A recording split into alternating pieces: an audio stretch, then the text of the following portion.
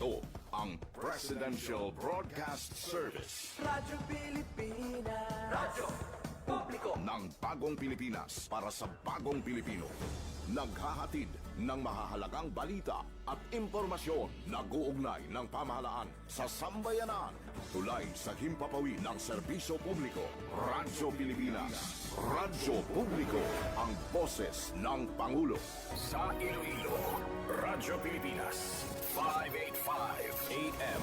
Oras sa Radyo Pilipinas, alas 9:07 sa aga.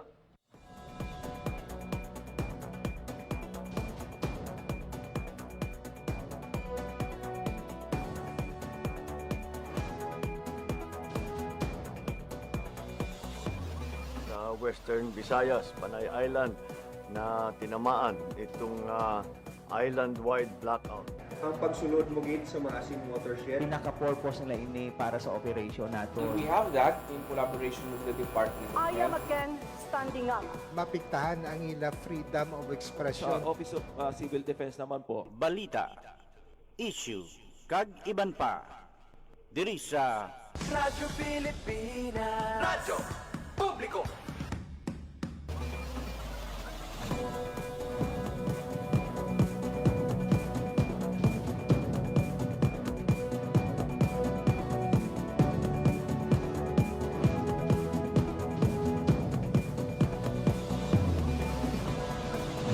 Mayong aga Pilipinas, mayong aga Western Visayas.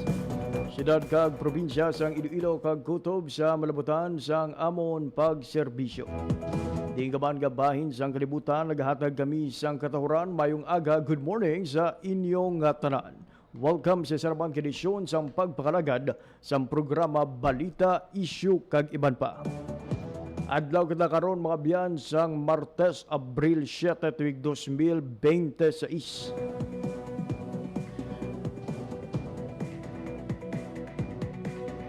Ulop na rin kita tubtob alas 9:55 subong nga aga sa pagdulong sa mga balita kag impormasyon nga aton natipon sa palibot sang rehiyon. Kung inyo alagad mga biyan, JP Hervas. Sa aton mga sukitag panamati all over Western Visayas, mga kauturan naton gikan sa probinsya sa Aklan, Antique, Capiz, Guimaras kag Iloilo. Subuman sa aton mga kabyanan sa Negros Occidental, maayad-ayad nga aga sa inyong tanan. Ginatamyaw-tamaan sa isa kamayad-ayad nga aga ang tanan nga mga overseas Filipino workers and Filipinos living abroad. Kanagawpod man sa aton nga pagpangalagad pinaagi online. Mabiyan ang palatuntunan, balita, issue kag iban pa sarang mabatian live sa 585 kHz sa lilisuan sang inyo mga radyo.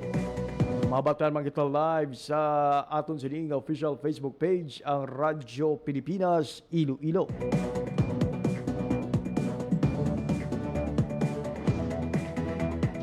Sa aton nga pagbakalagad sa mga adlaw sang Martes, lakip sa aton nga pagaistoryahan ang mga development gikan sa Bureau of Fisheries and Aquatic Resources o kun BFAR Region 6 kahapon nga daw ang nasambit nga ahensya mabiyan ang patawag sang isa ka media briefing, particularly mga biyan sa PIA kapihan sa o kun kapihan sa PIA Western Visayas.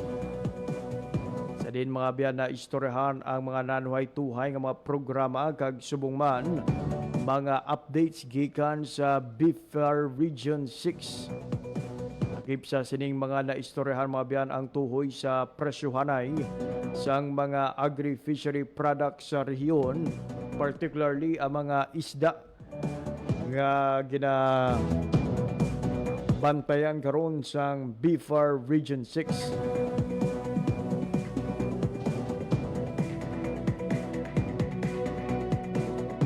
Sa BFAR Region 6, mga biyan nagapabiling estable ang presyo sa mga lokal nga fishery products sa mga merkado sa rehiyon sa piyak sang pagsaka presyo sang petrolyo tugas ang kinagamo sa Middle East. Ginpahayag dugang sang BFAR nga may 118% nga fish sufficiency rate nga nagakulugan nga bastante ang supply sa isda para sa kinahanglanon sang rehiyon. Sumbantayan mga biyanha ang pagpabati naton sa mga pahayag ni Director Remya Apari, ang Regional Director sang DA BFAR 6.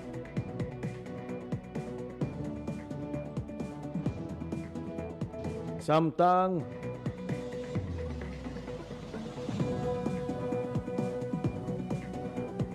magahatag man kita sa pila ka mga update sa mga dalaguan nga balita nasyonal. Kag subong man pila ka mga update mga biyan sa mga programa kag proyekto sa gobyerno diri sa Kabisayan nakatungdan.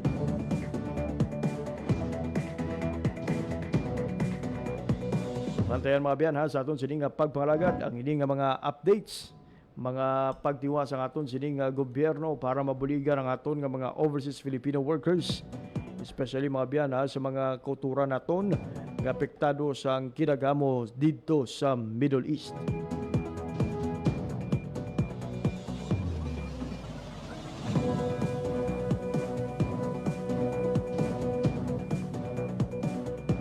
Pero antes kita magpatpat sa aton sining nga mga balita subong iyang adlaw, magkuha anay kita sang latest update sa lakat sang panahon.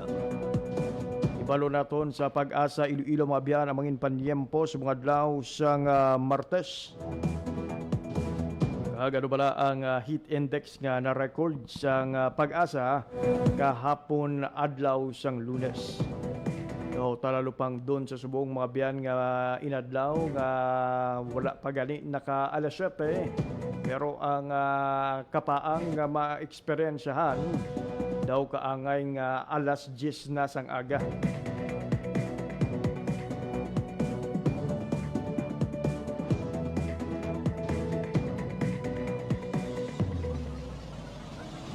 Para sa Radyo Pilipinas, alas 9:13 na sa aga. Sa sining oras mga biyan, kaupo naton sa piyak nga linya para maghatag sa aton sang latest update gikan sa Pag-asa. We have Ma'am Leonor Silvestre sa piyak nga linya. Radyo Pilipinas. Ma'am Leonor, good morning. Hi, hello, good morning. Muna ang ating latest weather update para sa subong nga adlaw sang Tuesday, April 7, 2026. Ridge of high pressure area ay naga-extend over northern kag central Luzon. Diri naman sa Western Visayas, generally fair weather man kita, pero wala man natong ginadula ang mga posibilidad sa mga isolated na mga pag-ulan, pangalat yung panago of duga sa mga localized thunderstorms. Mahina, tubtub makasarangan naman ang hangin naton nga magahalin sa direksyon northeast, nga magadalasang makanay tubtub makasarangan nga pagbalod sa aton kadagatan. Forecast temperature natin generally nasa 24 to 35 degrees Celsius. Ang adlaw na butla kaginang alas 5:43 kaginang aga kag magatunod ini alas 6 karon sa hapon.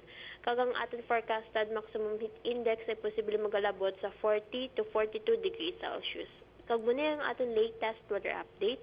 Halin diri sa Iloilo Doppler Radar Station, ako si Leonor Silvestre, madamo gid nga salamat.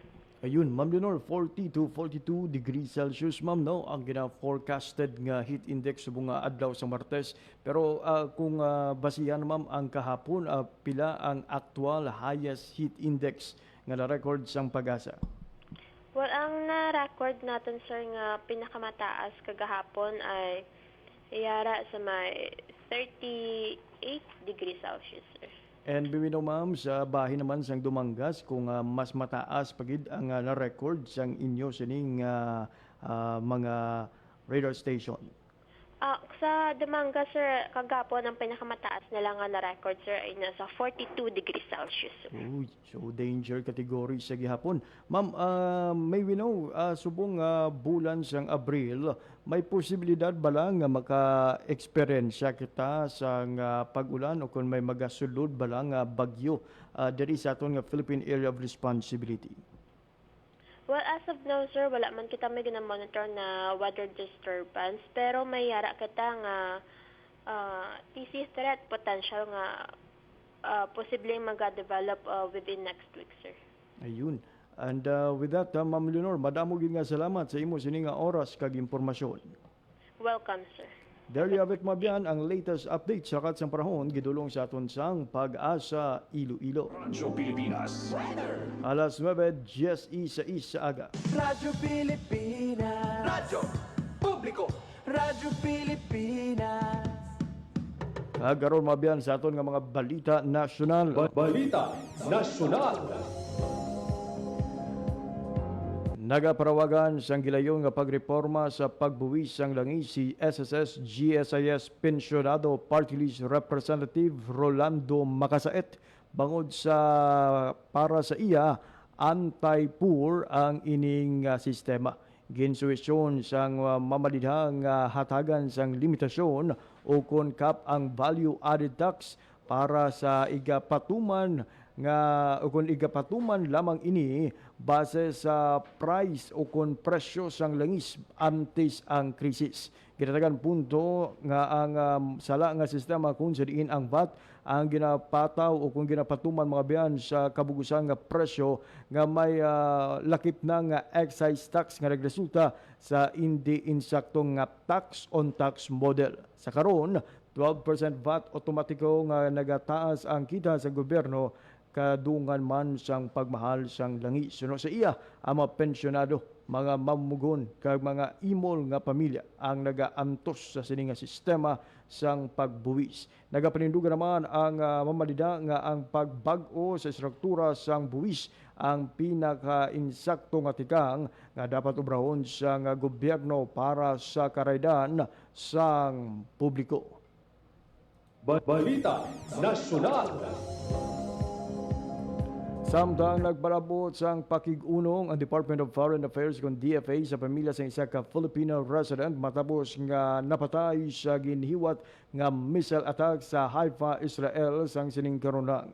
Napatay ang isa ka Filipina sa ila sining nga ginaistaran sa Haifa kaupod ang iya nga asawang Israeli national kag ang iya nga mga parents-in-law. Sa isa kabayag, ginpabutyag siyang DFA, nga ginmanduan na sini ang imbahada sa Tel Aviv, kag layon nga nagigistorya sa mga pamilya sini, kag nagpanugyan nga isa pribado ang ila pagdalamhati sa naabdangtan sa nga ilang pamilya. Samtang kayo na karon sang ibahadang repatriation sang bangkay sang Pilipina nga napatay kag ilang bulig pinansyal gikan sa gobyerno. Balita Nasyonal. Kag sa aton katapusan nga balita nasyonal subong nga hugnat. Balita Nasyonal. Magalibot si Department of Social Welfare and Development kung DSWD Secretary Rex Gatchalian sa natalana nga rollout sang cash relief assistance para sa mga PUV driver sa gwa sang National Capital Region kung NCR subong nga Miyerkules, Abril 8. Kabay nini sa ginpasangkad nga pagparagtag sang ayuda sa gwa sang Metro Manila. Santo man sa direktiba ni Presidente Ferdinand R. Marcos Jr. nga padayon nga suportahan ang sektor sang transportasyon. Suno sa DSWD lakip sa iya sini nga pagabisitahon ang payout site sa Nueva Ecija, Pangasinan, Pampanga kag Laguna para siguraduhon nga may matawhay kag organisado ang pagparagtag sang bulig pinansyal sa mga benepisyaryo. Magluwas diri pulong man ang tignikom sa mga repatriated OFWs gikan sa Middle East para kamustahon ang ila sining nga sitwasyon kag siguraduhon nga mahatagan sa nakaigong aksyon ang ilang mga kinahanglanon pidaagi sa psycho-social support kag livelihood assistance. Balita Nasyonal. Oras sa Radyo Pilipinas alas 9:20 sa aga. Radyo Pilipinas. Radyo Publiko. Radyo Pilipinas. Sa aton pagbalik, magakuha na makita ang update gikan sa aton nga mga kaupdanan sa Radyo Pilipinas News Team. Ini kagiban pa nga mga impormasyon pagkatapos lamang sang pila ka pahanumdum. Maging fuel efficient sa wastong pressure ng gulong at pag-set ng thermostat ng aircon sa katamtaman o hindi bababa sa 22 degrees Celsius. May savings ka na aabot sa 5%. This is a public service announcement from the Department of Energy and this station. Maging fuel efficient, siguraduhin na walang bagahe na di kinakailangan sa sasakyan. Magmaneho ng wasto at iwasan ang idling. May savings ka na aabot sa 15%. This is a public service announcement from the Department of Energy and this station. Maging fuel efficient, so regular na preventive maintenance, malinis na air filter, fuel injectors at engine oil, may savings ka na aabot sa 2%. This is a public service announcement from the Department of Energy and this station. Maging fuel efficient. Planuhin ang bawat biyahe para iwas traffic. Mag-carpool para sa mababang carbon footprint at emission. Tipid na pamasahe, may savings ka na aabot sa 10%. This is a public service announcement from the Department of Energy and this station. Maging fuel efficient. Panatilihin ang takbo ng sasakyan sa speed limit o 60 to 80 kilometers per hour at gamitin ang cruise control sa mga highways. May savings ka na aabot sa 15%. This is a public service announcement from the Department of Energy and this station. Time to celebrate kulturang Pinoy. Tradisyon, musika, sining, literatura at iba pa. Anything and everything fun and Filipino. Ito ang Pinoy Kultura. Ikaw ba ay naharana na? Tunawin mo sana. Sabi nila, ang harana ay isang matandang tradisyon ng pangliligaw sa Pilipinas na unti-unti nang nakakalimutan. The harana or the serenade first gained popularity in the early part of the Spanish period. Ang manliligaw o nanunuyo ang siyang kumakanta at pag sinuwerte, sila ay papapasukin sa bahay. Pag minalas, water gets thrown at them or sometimes even worse things. There's a website that actually books haranas for you to experience this widely known tradition. Sa iyong palagay, Uso pa ba ang harana? Yan ang Pinoy Kultura because our culture is cool.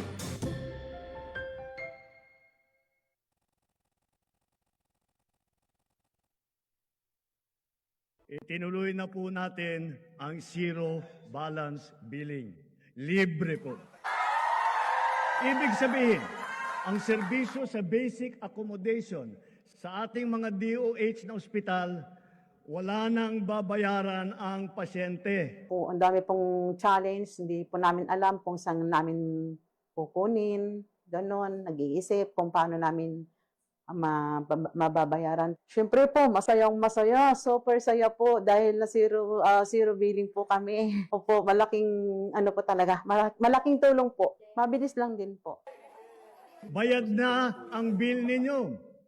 Uulitin ko, wala nang kailangan bayaran ng pasyente basta sa DOH Hospital dahil bayad na po ang bill ninyo. Naiyak ako kasi sobrang saya. Maraming salamat po, Mr. President Bongbong Marcos Jr. Hindi kami nagkamali ng taong ihinalal. Oras sa Radyo Pilipinas, alas 9:24 sa aga sa gyapon nagapamatika mo sa pagpakalagad sa programa Balita, Issue kag iban pa. Radyo Pilipinas. Radyo Publiko. Radyo Pilipinas. Sa sining oras mga biyan, magakuha kita sa mga update gikan sa aton mga kupdanan sa Radyo Pilipinas News Team. Una kita mga biyan sa update sa transport sector. Pila ka mga kooperatiba nagpatuman sa cost cutting kung paglimit sa biyahe sang ila sining mga unit bangod sang presyo sa kung pagsaka sa presyo sa produktong petrol. Kuha na ito ng detalye sa balita sa live report ni Janelle Baclay. Radyo Pilipinas. Radyo Pilipinas. Report. Jen, good morning. Sugod subong adlaw, Jay, pila ka mga transport cooperative ang nag-limit sa ila sining mga units ng nagabiyahe diri sa may bahin sa syudad sang Iloilo kabahin sang mga tikang nila agud maka-conserve sa enerhiya. Isa diri amo ang Western Visayas Transport Cooperative sa diin nga mayara ini sila sang 4 ka mga ruta. I-breakdown naton mula Jeep kung pila ka bilog ang ila sini nga nagabiyahe sa subong.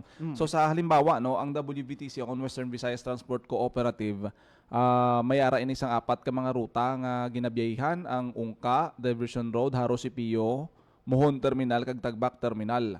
Ang ilang nga mga units dumasiling naton nga daw ara gid sa halos 50% sa ila total units ang ginkat anay subong subot silingon sini nga ang iba nila nga mga units nakaparada ini sa ila sini nga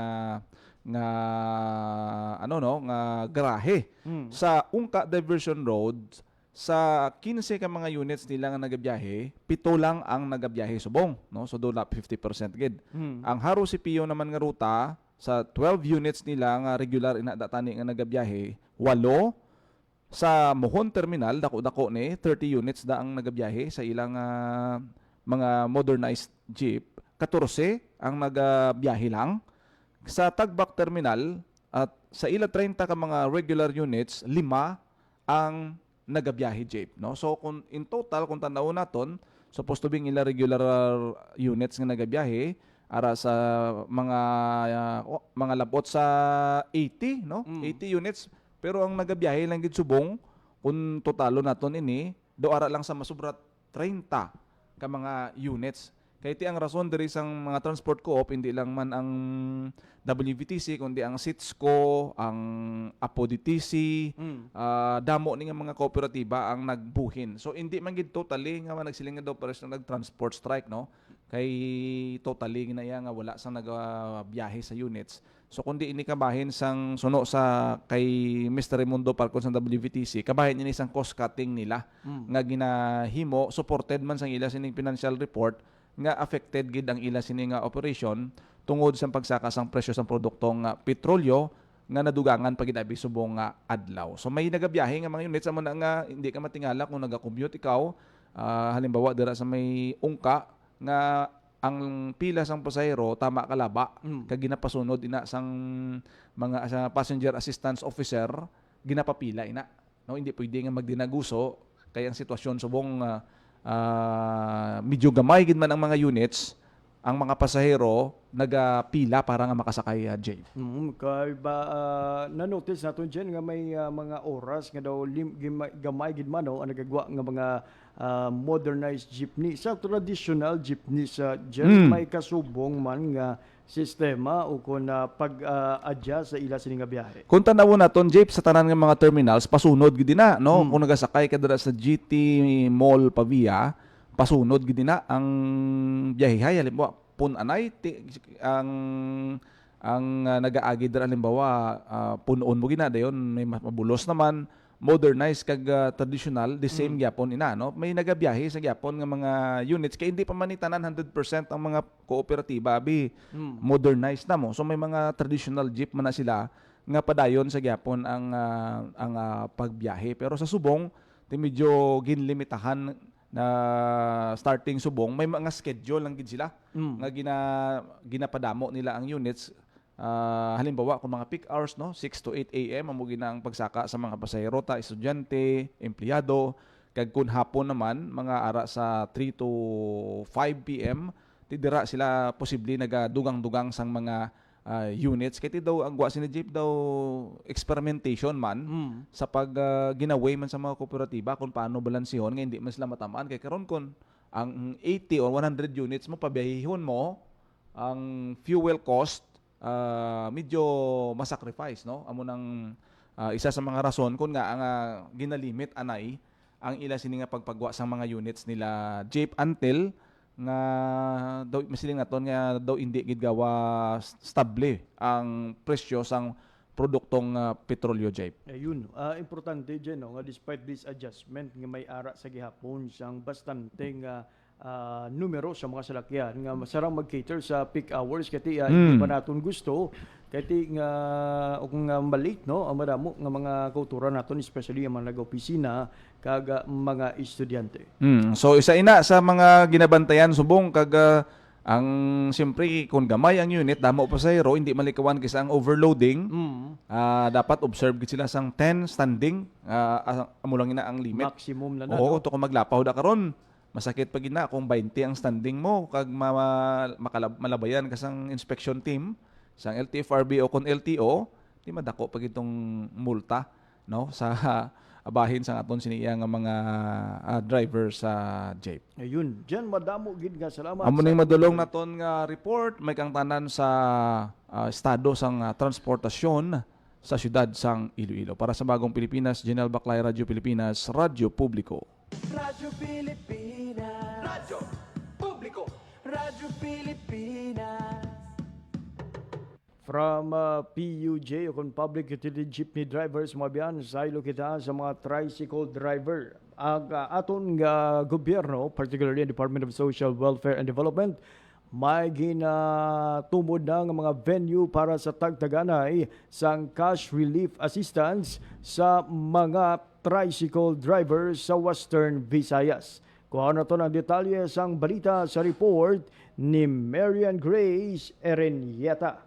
Radyo Pilipinas. Radyo Pilipinas. Report. Lods, good morning. Lods, good morning. Sakto ina no nagpagwa ang aton nga Department of Social Welfare and Development Field Office 6 sa mga payout sites naton para sa hiwaton no nga pag-release sang cash relief assistance tomorrow ini Lods April 8. Miara Lods no nga gintumod nga 5 kaping venues no diri sa aton sa Panay Island, lakip diri Lods no sa probinsya sang Capiz kag probinsya sang Iloilo. Madumduman sang aton nga mga tagbalamati ginpahayag no ni DSWD6 Regional Director Joselito Estember nga unahon anay naton Lods ang mga highly urbanized cities kag ang aton nga component cities sa pag-release ang aton nga CRA sa mga kauturan naton nga mga tricycle drivers ha dira sa probinsya sang Capiz. Gintumod diri Lods no nga paying venue ang Rojas City, particularly sa Rojas City Civic Center dira sa Rojas City, Capiz. For Iloilo Lods, miara kita no nga 4 ka paying venues. Lakip diri no sa Iloilo City, gintumo diri ang Barangay MH Del Pilar Gym sa distrito sang Haro, Barangay Zamora Melisa sa city proper, kag sa La Paz Plaza Gym sa distrito sang La Paz. Samtang Lods ang isa pa gid naton ka paying venue diri no sa Iloilo sa Pasig City, hiwaton ini Lods sa City of Pasay Arena o kon sa Copa. Miara Lods nga pagabatunon nga 5,000 pesos ang aton nga mga tricycle drivers kag kinahanglan lang nila no nga magdala sang valid identification card o kon sang ilang nga driver's license kag dapat Lods personal ini no nga batunon sang aton nga mga tricycle drivers. Ginahulat-hulat lang naton Lods ang number no or piragid bara no ang mga tricycle drivers naton nga magabaton sang CRA buwas gikan sa DSWD. So later on Lods no i-breakdown naton ini per paying venue kung pila ang magabaton Lods. So ang ini Lods no nga pagpanagtag naton sang CRA kabahin ini man sa direktiba ni Presidente Ferdinand R. Marcos Jr. nga ti buligan no or hatagan assistance ang aton man nga mga tricycle drivers nga isa man sa mga naapektuhan Lods sa sinino nga padayon nga pagtaas sang aton nga presyo sang gatong Lods. Lods, klaruhon talang kita yung na-mention ni mo nga mga payout venues kung talor pang doon Lods daw nakabase lang initanan sa mga syudad. No? Yes. Syudad sang Iloilo, syudad sang Pasig, kag syudad sang Rojas. Bibino Lods, ang ining ayuda covered ini tanan nga mga lugar, hindi lamang limitado sa mga syudad, even ang mga drivers naton coming from the municipalities in the 5 provinces mahimo makabaton sang sini nga ayuda. I think tong Lods no sa pahayag ni RD Joselito Estemberg, pahayag niya nga unahon anay ang mga beneficiary naton sa highly urbanized cities and then component cities and later on sa mga municipalities naton. So ang aton nga DSWD magpagwa no sang listahan sang mga beneficiary naman naton sa iba naman nga municipality. So una anay ang aton nga highly urbanized city Iloilo City and then component cities Pasig City and Rojas City. Ayun, Lods, na-mention kung ano ang talaksan o kung guidelines, Yes. Lods, sa pagpili sa kung sino ang mahimo magbaton sang sining ayuda. Yes. Ang pahayag diri Lods no sang DSWD6 ginabasihan ang listahan abi Lods hindi mahalin sa DSWD but it will come no sa aton nga mga local government unit. So basihan Lods kung sa sino ang nag-renew no sang ilang registration no sa mga todas naton kiti dira no kwaon ang aton nga mga beneficiary. So according diri sa DSWD6 i-submit ini sang LGU sa DSWD and then ang DSWD amo ang mag-verify no sang listahan kung bala tricycle drivers gid man sila. Klarohon na naton Lord sa mga operators naton hindi lakip sa or hindi sila lakip no sa magabaton but kung ikaw ang operator and at the same time driver ka man sang imo no nga tricycle beneficiary ka o kung makabaton ikaw sang ayuda. So it will come Lods no sa aton nga LGU mga member sang aton nga todas amo ini siya Lods ang basihan kabahihan sang listahan no sang mga beneficiaries naton. Ayun, so maataga hindi niya mga barangay ang nagproseso sa listahan, kundi halin mismo sa TODA Lodge in coordination sa Yes. sa mga lokal nga panguluhan. Yes, so correct. if ever nga may ara dira sa nga makitaan sa ulihi nga ginpagwa lang nga miyembro sang TODA, TODA ang balikan Yes. LGU, not the barangay official nga naanda nato na nga nagapanglista tion nga may tagtaganay sang ayuda. Yes, isa yun na Lods no sa mga tikang man sang aton nga ahensya sang gobyerno no para nga ti mabalaan kung sanay sinogin man ang mga lehitimo naton no nga mga tricycle drivers. And by the way Lods, sa Negros Occident or sa aton nga Negros Island region, ang aton yang DSWD may ara man gintumon nga 21 Lods ka paying venue. Lawagon naton Lods no if pwede no for the information sa aton nga mga tagpalamati, although nga ti ini sarang no makita subong sa aton nga Facebook live, but lawago naton no sa mga kauturan naton nga ti nagapamati sa radyo. May ara kita Lods nga paying venue sa Bacolod City, particularly no sa BCC Gym Bacolod City, sa Bago City sa MYTMCCC Bago City, sa Cadiz City sa Balay Cadiznon, sa Escalante City sa Escalante City Coliseum, sa Himamaylan City sa Congressman Agustin M. Gatuslao Memorial Center Himamaylan City, sa Kabangkalan gintong mo diri no nga paying venue ang Evacom Barangay 4, sa La Carlota City sa Gym 1, sa Murcia sa Gym no sang Murcia, sa Pulupandan Municipal Auditorium. May ara makita nga paying sites no sa Taliambong Activity Center sa Sagay City, kag may ara pagigkita sa San Carlos City, particularly sa Barangay 4 Covered Court, sa Silay City Plaza Covered Court. May ara man sa Mayor Rodrigo G. Chua Memorial sa Sipalay City, sa Barangay Zone 2 Covered Court sa Talisay City, sa Cultural Center sa Victoria City, lakip mano ang Bai City Multi-Purpose and Evacuation Center sa Bai City iniya sa Negros Oriental, sa Villarreal Gym sa Bayawan City sa Negros Oriental, Panubigan Gym sa Canlaon City, Dumaguete City Evacuation Center sa Barangay Talay, Dumaguete City, sa Norso Gihulngan Gym sa Gihulngan City, kag sa Nabulagan Gym sa Tanhay City sa Negros Oriental. So sarani nila Lods no makita ang listahan dira sa Facebook page ng Radyo Pilipinas Iloilo, kag nakapost man ini no sa Facebook page ng Department of Social Welfare and Development. Ayun, so sa mga natingala, again, ang listahan sa mga payout venues natungod lang so far. So subong mga HUC, so kung mga highly urbanized cities, kag kung ikumpara naton ang Western Visayas, mas madamo mga biyan sang HUC kung highly urbanized cities sa Negros Occidental. We only have 3 diri sa aton nga region, no? Iloilo City, Rojas City, kag ang syudad sang Pasig. Yes, correct ina Lods no, kag batayan sa aton nga mga tagpalamatikiti madamo gid man Lods no ang kapamangkot. How about sa iba naton nga mga municipalities no sa Noayhan no iga or makabaton sang ilaya nga 5,000 pesos nga cash relief assistance ang aton nga DSWD. So bantayan ini Lods no ang listahan nga ipagwa man sang aton nga regional office. Lods, madamo gid nga salamat sa imo nga balita. Para sa Bagong Pilipinas, Maran Grace Saranyata, Radyo Pilipinas, Radyo Publiko. Radyo Pilipinas. Radyo Publiko. Radyo Pilipinas. From transport sector to fisher folk sector, ang ato naman nga mga mangisda mabiyan ang natalana nga hatagan sang fuel subsidy sang aton nga gobyerno pinagi sa Bureau of Fisheries and Aquatic Resources kung DAB46. Yari bala mga biyan, pamatian naton ang kabahin sa mapayag ni Director Remia Apari, ang pinuno sang DAB46.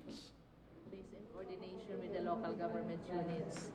May provincial fishery officer kita, no, ga-collaborate sa ila. Kag ang priority is the 5th, 6th class income municipalities. So ang isa dyan is they are registered fishers. Then they have also registered sa boat R. Dapat naman na ang isa gid ka kinanglahan nun. Kag nagapangisda ka sila, kag dapat wa sila ga illegal fishing. Amo na siya ang pinaka-requirement no na kinanglan. Kuha ini sila yung ma-include sa ining 16,000 naton ng mga recipients or pwede man nga na-include sila dito tapos ma-additional sila sa 3,000? Sa subong, ang sa 3,000, wa ini sila ma-include. Kay pila sila kabilog gani 1.7 sa region 40,000 nga boat 34. Okay, so 34,000 nga fishers nga na-register ang ilang boat sa boat R. Amo na sila. So kung lantawan mo 16,000 ang target sang 2023-2024, it's wala sa 50%, half lang. So we're expecting kung may fund ang government, maubos nila hatang with this support during this crisis. Amo na gina-expect natin. And kung may kwarta, even if kung ako lang, even hatagan na sila, tungod kay kinanglanon gid man, we will still provide them with those assistance. Ma'am, luwas sa fuel subsidy, ano pag na mga bulig ang pwede ihatag sa BFAR sa mga fisher folks na? Sa Subong, so far, ang na-identify lang natin is fuel subsidy. Kag sa... siguro makabulig man na ang ongoing, kaya hindi way makita sa additional funding. So, ongoing naton nga projects, amo itong inhambal ko pa sa seaweeds, sa may oyster, sa mga fingerlings, both milkfish, kag tilapia, hito. And then, so with feed mill, kung makaproduce na kita sang feeds, pwede kita nga makahatag share man sa mga aquaculturists. And then sa capture fisheries, may anak kita nga FRP boats. Ang fiberglass boat, may 20-footer, so kapang hatag kita sina. Kag may lambaklad, and ang isa gid nga nahambal nato sa capture fisheries, managing their fisheries is already their livelihoods. Isa gid na ka factor. But then, because of this crisis, dapat puligan gid man sila because ang tataas ang mga balaklo. So, with our ongoing projects, Subong, and also we have also cages, we are providing inputs, feeds, both sa ponds and also sa cages. So, they can at least libre, di ba? Makabulig sa ila. And sa salt, we are also providing them with the materials that sa Subong sa summer, hopefully, they can produce salt kag pwede nila mabaligya because they're also may market man ang salt. Director, ang boat are nga gina-mention mo, ano siya, registry system? Yeah, registry system for the municipal fishing boat. This is 3 gross tons below. Sa local government units na. That is different pa, Director, sa RSBSA naman yan sa RSBSA, isa pa na ka-requirement na dapat ang registered fishers should be registered or cross-matched dito sa RSBSA. Amo na ang isa ka one of the requirements na ma-qualified for fuel subsidy. So dapat register sila sa RSBSA, duhagid na registration nila? Yes. So once na sila RD sa lista sa LGU, anong hatag kita coupon tapos i-withdraw nila sa mga gas station? Yeah, BFAR is facilitating, providing fuel cards, yung directly nga diring, especially for accessible, then fuel vouchers. That is for mga area sa island nga voucher ginahatag sa ila. So with that, may process pa na before that, pero ang BFAR will issue those cards, fuel and voucher cards para sa mga beneficiaries para hindi ka directly withdraw. Ang kabay mga biyan sa mga inisyal na pahayag ni Director Remy Apari tuhoy ini mga biyan sa pagparagdag sang fuel subsidy sa mga mangisda sang Western Visayas. So may ara sang 3,000 pesos nga fuel subsidy. Pero klaruho naton prior pa man lang sa krisis kay ginatubang naton ukon sa sining problema mga abyan sang pagsaga sang petrolyo not only in the Philippines but in the entire world mga abyan. Ang BFAR Region 6 ang may ara na nga in place nga programa nga nagahatag iya sang regular nga fuel subsidy sa aton sining nga mga kauturan nga mga mangingisda. So dugang pa ini ang natalana nga ihatag sa BFAR Pinagi man sa nanging direktiba ni Presidente Ferdinand R. Marcos Jr. nga siguraduhon nga may ara sang suporta ang tanan nga mga Pilipino subong nga nagaatubang kita sang kamahalon sang presyo sang produktong petrolyo. Samtang digayon tamaan nga napamangkot si Director Remy Apari tuhoy sa presyo sang mga produkto, particularly ang mga fishery products sa aton nga rehiyon kag ang ginpatukod nga BFAR feed mill sa Banwa sang Tigbawan. Yari pamatian naton ang dugang nga pahayag ni Director Remya Apari.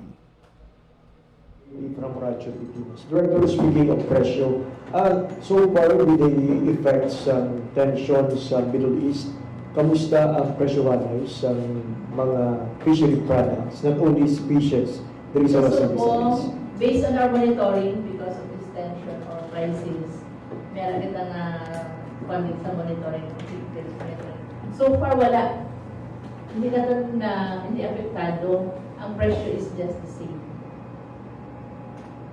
Are we expecting na magpabilin man ni Director? Kaya yung na-forecast sa baboy, yung mga saka, sa isda, kagiban pang produkto, magpabilin? That will depend. That will depend. Kaya so far, I'm also personally monitoring sa Estancia, which is the major fish port in Iloilo. Sa Subong, siyempre sa wholesale nila sa fish port. Medyo barato siya kag ang consuming capacity Subong because sang Subong crisis, manubo ang presyo daw isda. May mga commercial na nag-stop fishing because ang absorptive capacity sa domestic market. Because accordingly, it will entail more cost, fuel. Number one sa production cost. That will entail higher production cost if they are going to fish and transport outside Estancia. So, aminas pong nalantaw po kung anong matabo if the price will still go up or maski ako nito mahal. So, kung magsigi, iba nag-retreat na sila, para ulit na sila, wala sila fishing, kung naglanding sa ilang isda. So, but so far, based on the monitoring of BFAR, ang presyo, ako man gihapon. Wala siya nagtaas, wala siya nagmubo. Kagdamong isda. Pero for the future, we still keep on monitoring on that para we can also provide information kung anong status sa aton presyo. Bahin sa rin payag ni Director Remya Apari. So bastante mabyan ang supply kag presyo sa aton sining nga mga fishery product diri sa Western Visayas. Bangod suno sa kay Director Remya Apari, 118% nga fish sufficient ang aton sining rehiyon.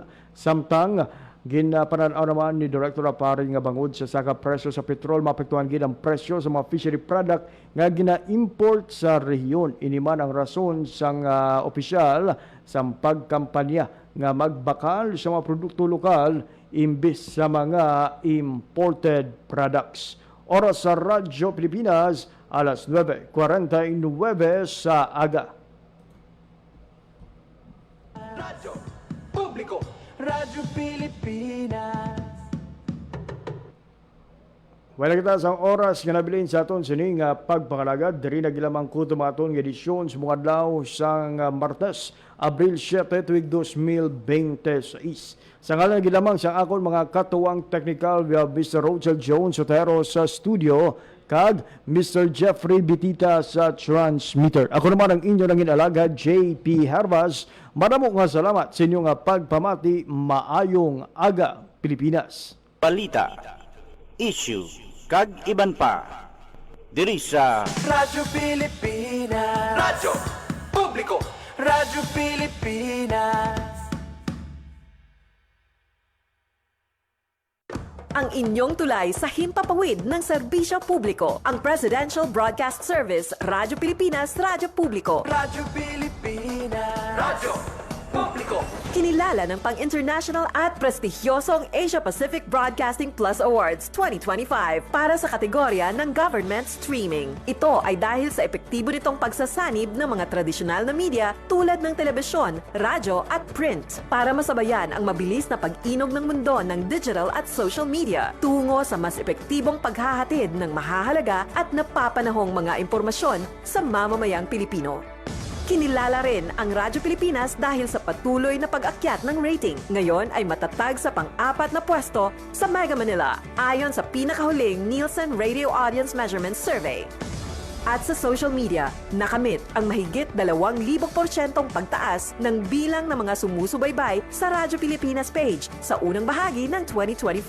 Patunay ito na ang inyong Radyo Pilipinas Radyo Publiko ay tunay na kaagapay ng inyong pamahalaan sa paghahatid ng serbisyo sa mga mamamayang Pilipino. Mula sa aming lahat, sa ngalan ng inyong pamunuan at mga kawani ng Presidential Broadcast Service, kasama ang inyong mga himpilan ng Radyo Pilipinas sa buong kapuluan. Maraming salamat po sa inyong lahat, sa inyong pagtangkilik at pagkilala. Radyo Pilipinas. Radyo Publiko.